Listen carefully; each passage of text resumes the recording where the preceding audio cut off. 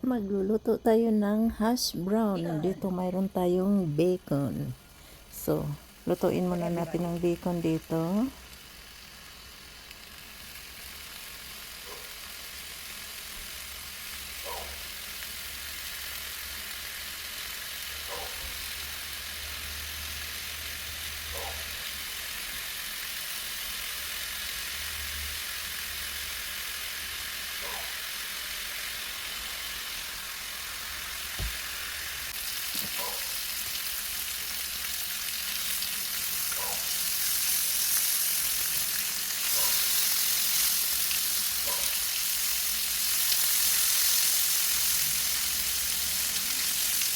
So, yan, balik-rin lang natin hanggang sa mag-crispy na ang bacon.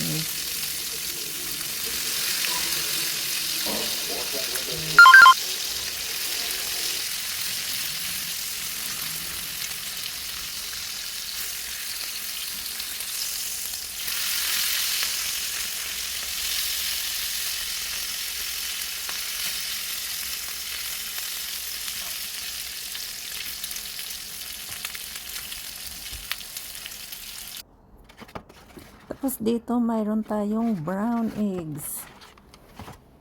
Mag-ano tayo ng 4. So, beat lang natin siya dyan. Hindi na natin lagyan ng asin kasi maalat na ang bacon at ang cheese. Kaya ang ilagay natin dito ay ano na lang, black pepper. Tapos beat lang natin siya. Yan ang gusto ni Bossing. Scramble. With black pepper. So, ayan. Let's beat. Tapos, set aside natin. So, unahin muna nating lutuin ang ating ano. Gagamitin ko ay yung bacon fat, guys, para sa ating potatoes. Ito. Shredded potatoes siya. Ako na nag-shred, guys. Mas gusto ko ang ako nang mag-shred. Tumigil na kaming bumili ng mga ano processed food.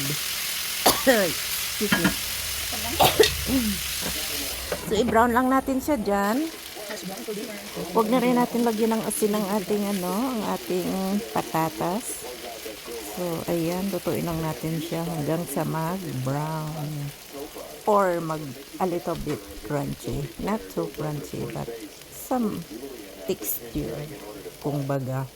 So, ayan, medyo brown na siya. Kaya pwede na nating ilagay ang ating scrambled eggs.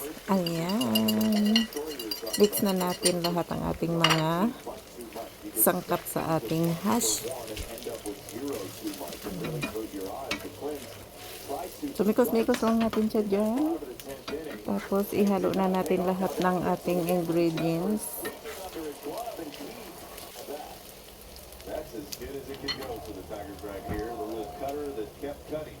Peppers couldn't quite get over to it. You see right, let's go. So, ito na yung ano natin, nilutong bacon kanina. Ihalo na rin natin.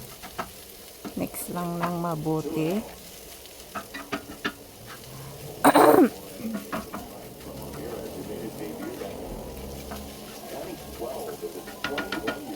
So, ayan. So, serve na natin.